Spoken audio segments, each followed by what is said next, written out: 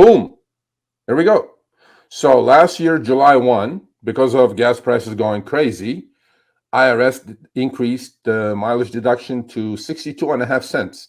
So part of the year was going to be, part of the year was going to run at, 65.5 cents is coming up now. 62.5 cents was from July 1 to until January 1. And then they bumped it 3 more cents. Now you guys will get the write-off 65.5 cents. Last year will be tricky for a lot of drivers if you especially drove full-time, because half the year is going to be a different deduction rate and half the year is going to be at 62.5. Now we're at 65.5. Most mileage trackers should have that, especially if you can classify by date. And then that way it's much easier to figure out, because it should already be tracking that in the background. That's what these mileage trackers are for.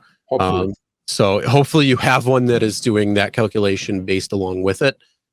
So there are plenty out there. You just need to make sure you are aware of that and then paying attention to that. But so essentially January 1 came around, and now that standard deduction is 65.5 cents per mile. So it did go up 3 cents, even though gas came down. Other costs associated with owning a car and maintenance of a car has continued to stay high. So that is part of the reason why that standard mileage deduction has gone up. So now you guys have to pay, well, most RideShare drivers don't pay taxes. So when it comes to your cost, by the way, the question that you asked, I forgot your name, but at worst you can do, is this. Let's say you went out and grossed $200 today, Please, if I hear I made $200 ever again, I'm going to kill myself, So, well, this we'll talk about in a second, so leave this up. So let's say you grossed $200, and for that $200, you drove 150 miles, and to gross that $200 took you 7 hours, Average numbers for LA, let's say. In those 7 hours, if you drove 150 miles to gross that $200, you take the 150 miles times 65.5 cents. The worst comes to worst, and I'm hoping that your cost is not 65.5. I'm hoping it's 30, 40, right? So you take the 150 miles times 65.5 is roughly, I'm going to guess, about $100. So $200 was your gross, $100 was the IRS deduction. You're left with $100. And 7 hours, 100 divided by 7 is about $14.5 an hour. And that was your net. And if your net is way below minimum wage in your city, you shouldn't be doing RideShare, Or change your strategy and pay attention to some strategy, strategical driving, the hours you're driving, change your shift, split shift, whatever it is, Worst comes to worst. But knowing your cost helps. And these are some of the other things that you guys can deduct, right? Obviously, your parking. If you're parking somewhere, your tolls. Well, tolls is credited by Uber and Lyft to you if you're in tolls. In LA, we don't have too many tolls. Your cell phone bill, your travel lodging. Let's say you took a long trip. We shouldn't under upfront, but if you didn't, you got stuck, you don't want to drive back. That part of it. Supplies for sure. That could add up to quite a bit if you're keeping a clean car.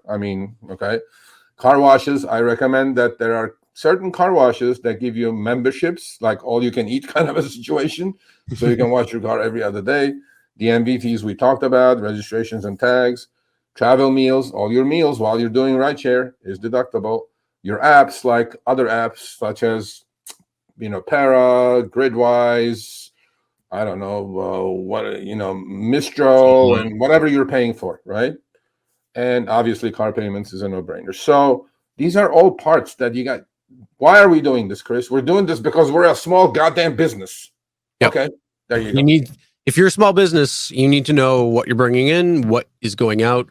And if you're not turning a profit, you're going to fail like a brick and mortar business. So that's the whole thing. You don't want to say, oh, I made $200 today, when in fact you really only made $82, or maybe you broke even. So that's when made comes into play.